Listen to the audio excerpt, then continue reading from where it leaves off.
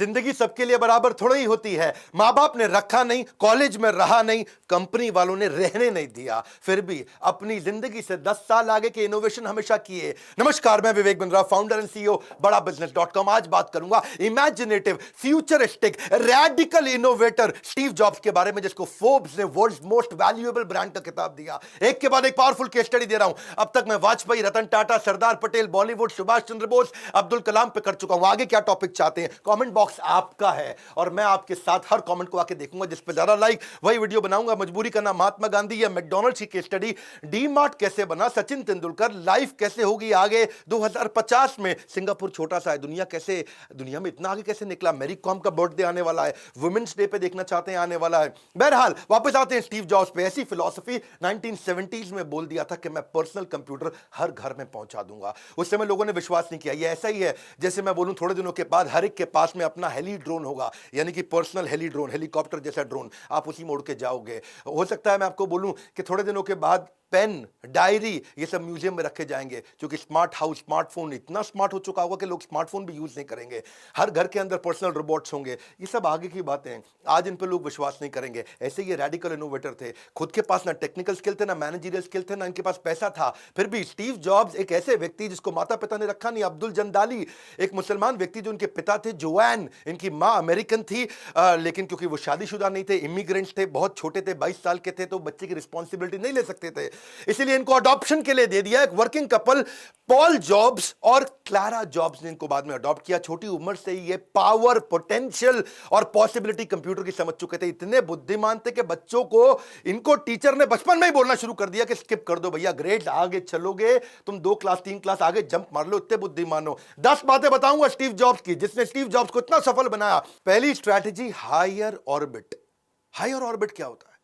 Steve jobs एक आम आदमी की तरह जीवन नहीं जीते थे, हायर ऑर्बिट पर रहते थे। इमेजिनेटिव, क्रिएटिव, प्रोडक्टिव, ये एक चेतना है। शास्त्रों में बताई गई 5 तरह की चेतना होती है। आच्छादित, पत्थर जैसी, मुकुलित, पेड़ जैसी, संकुचित, पशु जैसी, विकसित, मनुष्य जैसी, पूर्ण विकसित, एक दिव्य मनुष्य जैसी।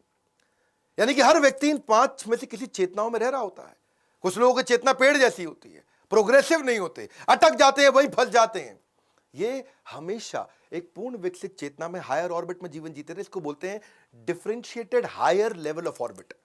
लोग कहते थे ये बड़ा बेचू आदमी है, मार्केटिंग एक्सपर्ट है। बेचू नहीं था, बेचता नहीं था, सोचू था, सोचता बढ़िया था। स्टीव जॉब्स ऐसे सोचू थे कि 12 साल की उम्र में उनको एचपी के फाउंडर बिल ह्यूलेट ने समर इंटर्नशिप पर रख लिया था। आहार निद्रा भय मैथुन सामान्य मेतद पशु भी नरानाम।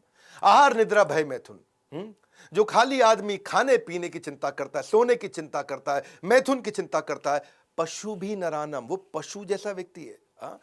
और यही बात है कि great leaders don't enjoy on physical and mental platform. Physical platform, mental platform, वो इंटेलेक्चुअल या स्पिरिचुअल, ये 4 स्टेजेस होती हैं।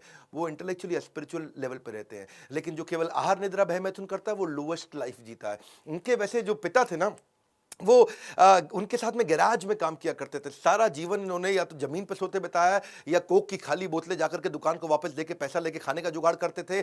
कई किलोमीटर ट्रैवल करके पैदल इस्कॉन में जाकर के फ्री का भोजन, इस्कॉन जानते हैं ना, हरे कृष्णा मंदिर, वहां फ्री का भोजन खाया करते थे। चेतना ऐसी हो गई, उसी कारण दिव्य चेतना। इंडिया आए ये, इन्होंने क्या किया, वहां पे गेमिंग जो वीडियो गेम होती है उस कंपनी में नौकरी करते थे, पैसा बचा करके इंडिया पहुंचे, अपने गुरु की तलाश में आए, बाबा नीम करोरी के आश्रम में गए। तब तक बाबा नीम करोरी का देहांत हो चुका था। उसके बाद इन्होंने जैन और बुद्धिज्म को प्रैक्टिस किया। 7 महीने इंडिया में घूमे, बसों में दिल्ली, उत्तर प्रदेश, हिमाचल प्रदेश घूमते रहे। नॉन वेजिटेरियन छोड़ दिया, फ्रूटेरियन बन गए, खाली फ्रूट्स खाया करते थे। हेड शेव करके शिखा रख ली, ट्रेडिशनल इंडियन कपड़े, धोती कुर्ता, कुर्ता पजामा पहन के रहते थे। और स्टीव वॉजनियाक को के साथ इन्होंने अपनी फिर पार्टनरशिप की। वापस जब अमेरिका गए, शुरुआत करी, बहुत छोटी शुरुआत करी, क्योंकि इंटेलेक्चुअल और स्पिरिचुअल प्लेटफॉर्म पे थे। तो इन्होंने हमेशा से, बल्कि ये वही व्यक्ति थे जो को फाउंडर बने दुनिया की सबसे बढ़िया आईटी कंपनी के। शुरुआत में उन्होंने अपनी फोक्सवैगन इनके पास थी, उसको बेचा। इनके पार्टनर ने अपना कैलकुलेटर बेचा।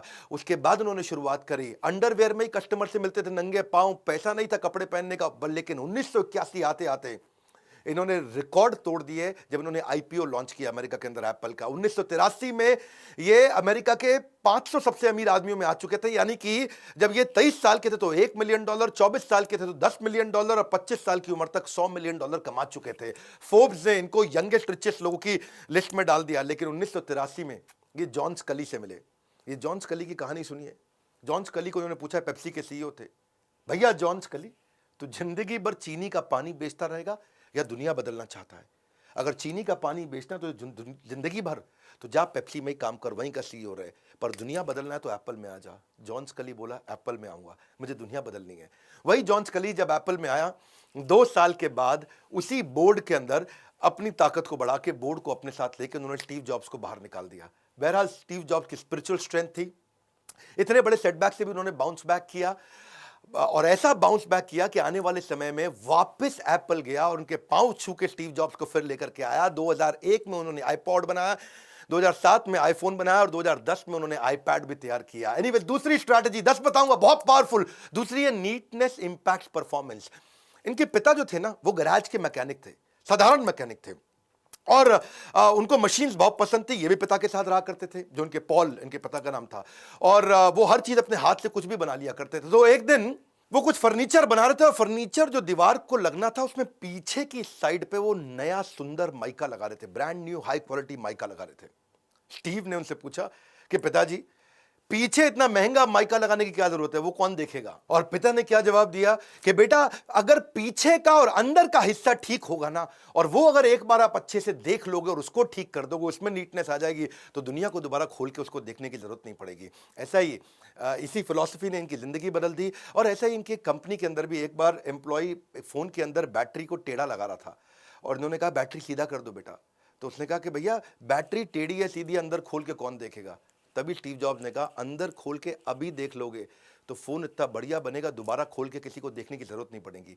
तो नीटनेस से ही परफेक्शन आता है। तीसरी strategy, less is more. Steve jobs का एक बड़ा फोकस था कि वो हर चीज को कम करने की कोशिश करते थे, सेंसरी एक्सपीरियंस देते थे। तो उन्होंने अपनी पैकेजिंग पे भी यही किया, लेस इज मोर। चीजों को कम करो, हर चीज को दिखाने बढ़ाने चमक धमक की जरूरत नहीं है, आर्टिस्टिक विजुअली अपीलिंग पैकेजिंग हमारे को करनी है।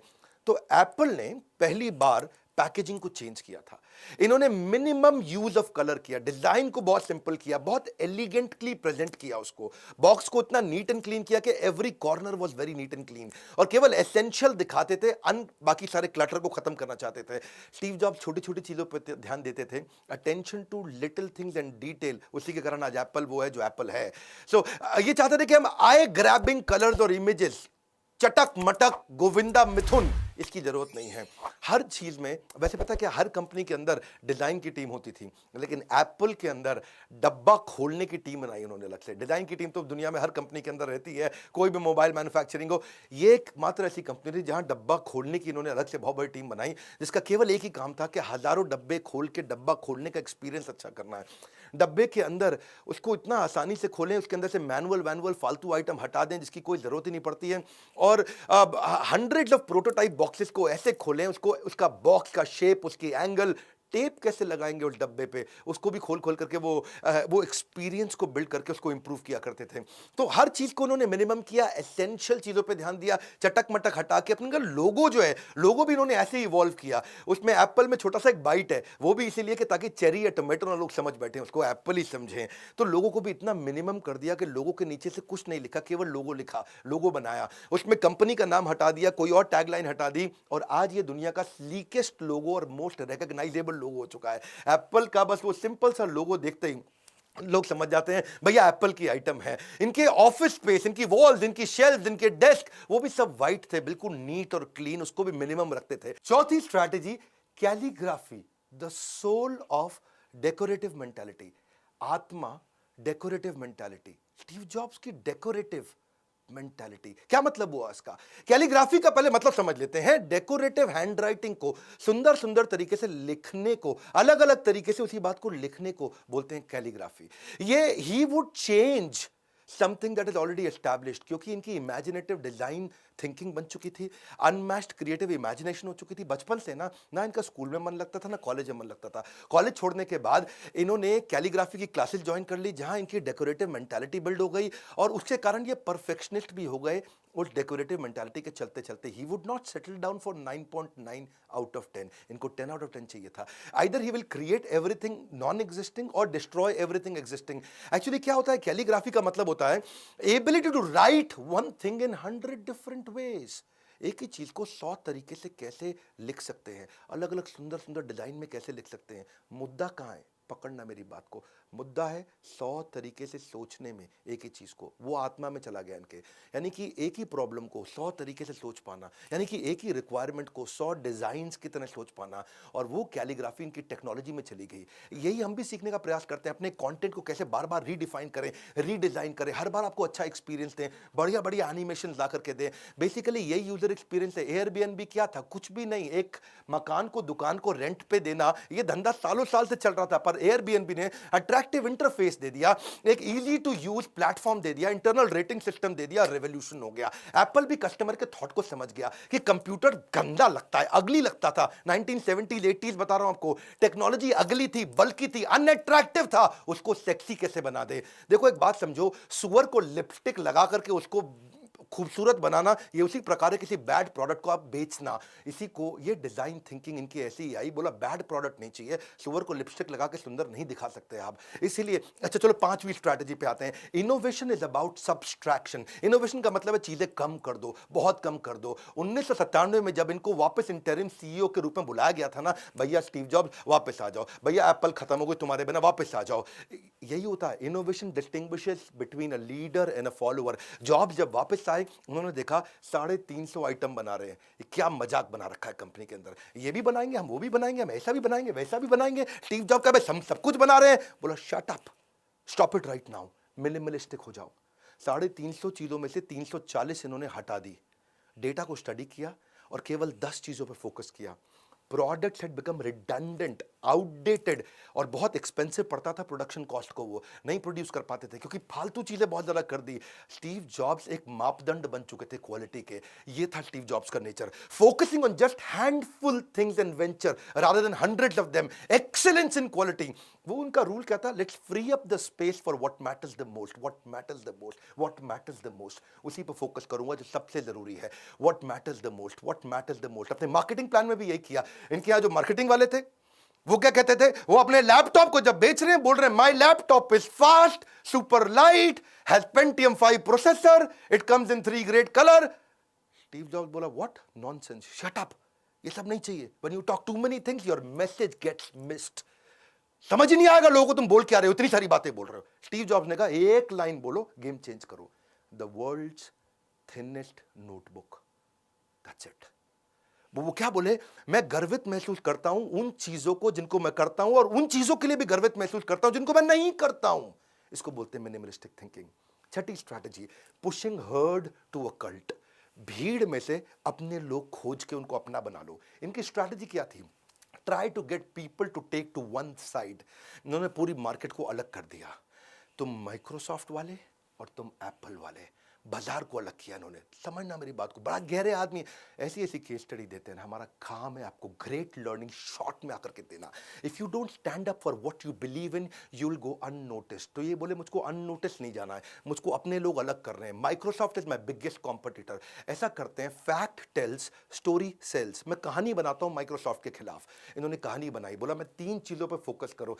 3 चीजें हमारी शत्रु हैं, हमारे एनिमीज है। पहली एनिमी क्या है, कॉम्प्लेक्सिटी। अगर तेरे को कॉम्प्लेक्स पसंद है तू चल माइक्रोसॉफ्ट में निकल। दूसरी एनिमी हमारा क्या, लैक ऑफ गुड टेस्ट। तेरे को टेस्ट पसंद नहीं, तू माइक्रोसॉफ्ट खरीद, पब्लिकली आकर के बोला। तीसरी हमारा एनिमी है कन्वेंशनल थिंकिंग। तू आज भी दकियानूसी रूढ़िवादी पुराना है, माइक्रोसॉफ्ट खरीद। Microsoft processor is tasteless, it is classless. Public में आकर के उन्होंने बोलना शुरू किया, क्या अलग कर दो, माइक्रोसॉफ्ट वालों तुम बाहर हो जाओ यहां से, हमें केवल वो आदमी चाहिए जिसको टेस्ट चाहिए। Microsoft has no taste, they have absolutely no taste. ये मैं नहीं बोल रहा हूं, स्टीव जॉब्स बोलते रहे पब्लिक में आके, और क्या बोलते रहे, I don't mean that in a small way, I mean that in a big way. अरे इतना रिपीट करके बोल रहे हो, repetition is necessary to drive the point back home. और इनका क्या मानना था, इतना बोल दो क्लियरली कि मैं टेस्ट और क्लास पे काम कर रहा हूं। और बोलते रहे Microsoft doesn't bring culture to their product, उनके प्रोडक्ट में कल्चर ही नहीं है, हल्का बना दिया उसको। नाइकी की एड भी थोड़ी ऐसी होती है कि भाई जूते का सोल अच्छा है हमारे, वो तो एथलीट की बात करता है, क्लास। तो ये क्या कहते थे, get attention by communicating the dreams that your customer aspires to live. आपका कस्टमर क्या सपना देख रहा है वो मेरे को कम्युनिकेट करना है। तो ये क्या कहते थे, कल्ट ऐसा बना दो ना, once you buy Apple always you will buy Apple. और मैंने अपनी जिंदगी में वो लोग देखे नहीं जो एप्पल खरीदने के बाद दोबारा एंड्रॉइड में कभी गए हों। 7वीं strategy, first versus best. Steve Jobs ने कोई काम फर्स्ट नहीं किया, पर जो किया वो बेस्ट किया। उनका रूल सिंपल है, rarely he did anything first but whatever he did best. जो करूंगा ऐसा करूंगा, फिर किसी को दोबारा नहीं हिला दूंगा। He said that I love to become shameless in stealing great ideas as we are। बोले हर एक का बेस्ट आइडिया उठाऊंगा, लेकिन जब बनाऊंगा तो पूरे बाजार को हिला दूंगा। उसने रीडिजाइन किए, रीमार्केट किए बहुत सारे हजारों ऐसी आइडियाज को जो पहले से थे। MP3 प्लेयर पहले से बिक रहा था, स्मार्टफोन पहले से बिक रहा था, टैबलेट कंप्यूटर पहले से बिक रहे थे, लेकिन इसने यूजर एक्सपीरियंस को, नेविगेबिलिटी को, कि कैसे नेविगेट करेंगे उस मोबाइल में, मोबाइल का वेट कैसा रहेगा, पैकेजिंग, डिस्ट्रीब्यूशन चैनल, उसके डिजाइन कैसे रहेंगे, कंज्यूमर का फीडबैक सुन सुन के इसने बनाया। क्या कहते थे, वी डोंट डू फाइन, हम फाइन काम नहीं करते। 10 out of 10, we don't accept things the way they are, we don't stop innovating। बोले we have raised the bar, hey come on, we've raised the bar। 8वीं strategy, aspiration is valuation. यानी कि अगर consumer के दिमाग में अपनी aspiration build कर दूं ना, मेरी कंपनी की वैल्यूएशन अपने आप आ जाएगी। ज्यादा माल नहीं बेचना है, एस्पिरेशन क्रिएट करना है। एप्पल सबसे ज्यादा फोन बेचता है, शट अप, बिल्कुल नहीं। एस्पिरेशन क्रिएट कर दिया, ब्रांड की वैल्यूएशन अपने आप आ गई। इनका फोकस क्या था, एक ऐसा सेंसेशन का यूनिवर्स क्रिएट कर दूं, एक ऐसा एक्सपीरियंस का यूनिवर्स क्रिएट कर दूं। ये एनालाइज करते थे कि कैसा फील करता है कंज्यूमर मेरा मोबाइल खरीदते वक्त। ये ड्रीम को, एक सपने को पैकेज करना चाहते थे, एक्सपीरियंस को पैकेज करना चाहते थे। इन्होंने एक सोशल स्टेटस बनाने का कोशिश किया, इतना एस्पिरेशनल किया। जैक मा, स्टीव जॉब्स, किसी को टेक्नोलॉजी नहीं आती थी, लेकिन ये कंज्यूमर को समझते थे। They could not double click the real meaning of technology. इनका जो पार्टनर था ना दूसरा, एक स्टीव जॉब्स, एक स्टीव वॉजनियाक, दोनों स्टीव्स का सी अलग था। पहले वाले स्टीव जॉब्स, उसका सी था कंज्यूमर कंज्यूमर कंज्यूमर, और वॉजनियाक क्या था, कोडिंग कंप्यूटर एंड सर्किट। वो कोडिंग कंप्यूटर सर्किट पे काम करता है, ये कंज्यूमर वाले सी पे काम करता है। दोनों का फोकस था अपना अपना। ऐसे ही दोनों पार्टनर ने धंधा चलाया। वो क्या, वो कंप्यूटर पे लगा रहता था, ये कंज्यूमर पे लगा रहता था। Great leaders build their great business not by understanding technology but by understanding the consumer. क्या चाहता है मेरा कस्टमर, उसके दिमाग में घुस जाओ, उसकी आत्मा में घुस जाओ, उसकी आत्मा के साथ कैसे मैं वो वननेस बिल्ड कर सकूं। सी पता है क्या है, ये ऐसा इंटेलिजेंट आदमी था। It's not about fooling people, it's about convincing them that you need this even if you don't need this. Wow, that's amazing यार, क्या आदमी है, मैं खुद ही एक्साइटेड हो रहा हूं। तेरे को ये चीज चाहिए है, अगर नहीं चाहिए तो भी चाहिए। ये था स्टीव जॉब्स। इन्होंने बोरिंग कंप्यूटर को इतना सेक्सी बना दिया कि लोग लाइन में खड़े होकर के खरीदने आते थे। इन्होंने एडिक्शन बिल्ड कर दिया उस एक्सपीरियंस में कि वो एडिक्शन एग्जिट बैरियर बन गया। सिंपल है भैया, social status, social currency, we have raised the bar, we have raised the bar. That is what is Apple. ये क्या कहते थे, एस्पिरेशन बिल्ड कर दोगे ना तो कंज्यूमर एडवोकेट बन जाएगा। और ये चाहते थे कि मेरा कंज्यूमर रेकमेंड करे मेरे को। तनख्वाह नहीं दूंगा तुझको मैं कस्टमर, पर रेकमेंड करेगा तू मुझको। आज भी एप्पल का यूजर एप्पल ही रेकमेंड करता है, चाहे कुछ भी हो। उसमें सारे फीचर नहीं चलते फिर भी एप्पल खरीदता है, उसमें सारी ऐप्स नहीं चलती फिर भी एप्पल खरीदता है। कैसे कल्ट बना दिया। एप्पल यूज करने वाले लोग बोलते हैं कुछ नहीं चलता इसमें, फिर भी एप्पल यूज करता है और दूसरों को बोलता भी है। ऐसा ही ये चाहते हैं कि वो एडवोकेट भी बन जाए, मेरा कस्टमर ही मेरा स्पॉन्सर भी बन जाए, मेरा कस्टमर ही मेरा फैन भी बन जाए। हार्ले डेविडसन की तरह डिस्काउंट में कभी देता नहीं, कभी दूंगा नहीं, और क्योंकि डिस्काउंट दूंगा तो कस्टमर का ट्रस्ट कम हो जाएगा। एप्पल चाहता था ब्रांड की पावर बिल्ड करूं, इससे उसकी वैल्यूएशन आई। मेरी बात समझना, डिस्काउंट किल्स द वैल्यूएशन। और यही कारण था फास्टेस्ट पहली $1 ट्रिलियन कंपनी दुनिया की एप्पल बना, और उसके बाद $2 ट्रिलियन कंपनी भी एप्पल ही बना। ये माइक्रोसॉफ्ट, ये गूगल, ये अमेज़न, ये फेसबुक, ये बर्कशायर हैथवे, वॉरेन बफे वाली, ये सब तो बाद में पीछे आई। वॉरेन बफे पे देखनी है स्टडी, कमेंट बॉक्स तो आप ही का है ना, आओ कम्युनिकेट करेंगे। 9वीं स्ट्रैटेजी थोड़ी गहरी है, पकड़ना। People without passion are poison. क्या बोलते हैं यार, क्या आदमी, people without passion are poison. वो जहर की तरह होते हैं वो लोग। ये लोगों के मामले में ये थोड़े अलग ही टाइप के व्यक्ति, मैंने बोला ना हायर ऑर्बिट वाले। हाँ, ये क्या कहते हैं, जब एग्जॉस्टिंग आवर्स हैं, जब आप थक जाते हो, कंटिन्यूअस सेटबैक आते हैं, एक ही चीज आपको बचा सकती है, वो आपका passion for what you do. जब आपके पास passion for what you do है तो आप थकान नहीं होते, then you not tired, you are inspired. हाँ, your chief inspiration officer. See, जो आपका काम है ना, वो आपकी जिंदगी का सबसे बड़ा हिस्सा है। स्टीव जॉब्स क्या कहते हैं, your work is going to fill the largest part of your life. जो आपका काम है जिंदगी का सबसे बड़ा हिस्सा है, और उसी में अगर आप सेटिस्फाइड नहीं हो तो आप जिंदगी में कभी सेटिस्फाइड नहीं हो सकते। रूल क्या है, जो जिंदगी का सबसे बड़ा हिस्सा है, जो आपका काम है, उसको वही काम पकड़ो जिसमें आपका पैशन हो। ये ना नो नॉनसेंस बॉस थे, इनको नॉनसेंस पसंद नहीं है। एक्सट्रीमली फोकस्ड, भयंकर फोकस्ड। अपने कमरे के अंदर भी कुछ नहीं रखते, खाली सफेद दीवारें हैं आसपास। बोला नीटनेस चाहिए, कंप्लीट फोकस चाहिए। हाई टेम्पर के आदमी थे, काम ऐसा चाहिए जो कंज्यूमर के हिसाब से हो। जरूरत पड़ती है 2 मिनट में आदमी को निकाल देते थे। Is a difficult boss to work with, सबसे जल्दी फायर करते थे लोगों को। ये क्या कहते थे, जो पुराने लोग हैं अगर वो ग्रो नहीं कर रहे हैं तो साफ बोल देते थे, company outgrew them. It's not my job to be nice to people, it's my job to make them better. कठोर, बहुत कठोर है। ये मेरा काम नहीं है कि मैं लोगों के साथ अच्छा बर्ताव करता रहूं, मेरा काम है कि मैं लोगों को अच्छा बनाऊं। हाँ, और एक दफा तो इनकी लाइफ में एक बहुत जबरदस्त प्रोग्रामर था उस शहर का, सिलिकॉन वैली का सबसे बढ़िया प्रोग्रामर था, पर उसे क्या बोले, even if you are the best programmer but if you don't share my vision then get lost. बहुत इंपॉर्टेंट है इनके लिए कि विजन शेयर करें। अगर आपका स्टार्टअप है, बिजनेस है, वो विजन शेयर कराना चाहते हो आप लोगों को, वो कैसे विजन शेयर करें आप सीखिएगा हमसे। हम बहुत सारे पावरफुल कोर्सेज इसी तरह के लेके आए कि आप कैसे वो कंबाइंड विजन को बिल्ड करके लोग भी ऐसे फायर्ड अप हो जाए। आग सीने में लगानी है, पीछे नहीं, पीछे लगाओगे तो जल जाएगा। 10वीं strategy, stay hungry stay foolish. ये तो भाई ये मैं जीवन में ऐसे उतारता हूं, उसको रोज अपने आप से पूछता भी हूं। पहले थोड़ा मतलब समझ लेते हैं। स्टे हंग्री, लर्निंग की भूख होनी चाहिए। स्टे फुलिश, अपने आप को इतना मूर्ख मान लो कि जब कोई ज्ञान मिल रहा हो तो उसको रजिस्टर कर सको। ये बहुत गहरे हैं दोस्त, इस पे तो किताबें लिखी जा चुकी हैं, बहुत बार सुन चुके हैं, शायद आपने भी सुना होगा, लेकिन क्या अपना पाए इसको? वो भूख लर्निंग की है कि नहीं है? मैं अपने आप से शाम को पूछ भी लेता हूँ, क्या मैं आज इतना हंग्री था लर्निंग के लिए? क्या मैं इतना मूर्ख था कि मैं जल्दी से लर्निंग को रजिस्टर कर सकूँ? ये मुझको आता है, ये मुझको आता है, IKB syndrome, I know better syndrome, मुझे पहले से मालूम है, मैं सब जानता हूँ। ये यही सारी दिक्कत आती है। और ये continuous learning is at least the minimum requirement for success in any field. सबसे छोटी रिक्वायरमेंट क्या है? Continuous learning. देखो हमने भी क्या किया ना, हमने यही फोकस करने का प्रयास किया, नॉलेज ओरिएंटेड लर्निंग या action oriented learning. Knowledge oriented learning तो आपको किसी भी conventional classroom based theoretical approach में किसी कॉलेज यूनिवर्सिटी में मिल जाएगी, लेकिन चाहिए क्या आपको ग्रोथ के लिए? Action oriented learning. Everything about entrepreneurship में वही दिया। वैसे एक बात बताऊं, मैं वो हलवाई हूं जो केवल अपनी दुकान की मिठाई खाता हूं। हाँ मैं केवल अपनी दुकान की मिठाई खाता हूं। मैं इधर उधर आप माल भी ऐसा बनाओ ना, मिठाई भी ऐसी बनाओ जो अपने बच्चों को खिला सकते हो। अगर बच्चों को खिलाने लायक मिठाई नहीं बनाई तो दुनिया में आपको बेचने का भी अधिकार नहीं है। वही स्टीव जॉब्स करते थे कि मैं वो प्रोडक्ट बनाऊं जिसको मैं खुद इस्तेमाल करने में प्राउड फील करूं। इसीलिए मैं आज वही कोर्सेज बनाता हूं जिसको मैं खुद कंज्यूम करना चाहता हूं। वही है हमारे एवरीथिंग अबाउट एंटरप्रेन्योरशिप का मॉडल। आपको एक बात बोलूं, अगर आप भी कोई स्टार्टअप बिल्ड करना चाहते हो, एक सिंपल प्रोसेस क्या है, IBC ज्वाइन कर लो। IBC ज्वाइन करने से आप कम से कम 1 साल IBC की तरह काम कर लो। हमने ट्रेनिंग्स को कहीं गुना बढ़ा दिया अपने IBC के। जो सीरियस है ना कोई भी बिजनेस करने के लिए, 1 साल IBC करो, पैसा भी नहीं लगेगा, आपको पैसा वापस भी मिलेगा, थोड़ा कमा भी लोगे आप हमारे साथ अच्छे से,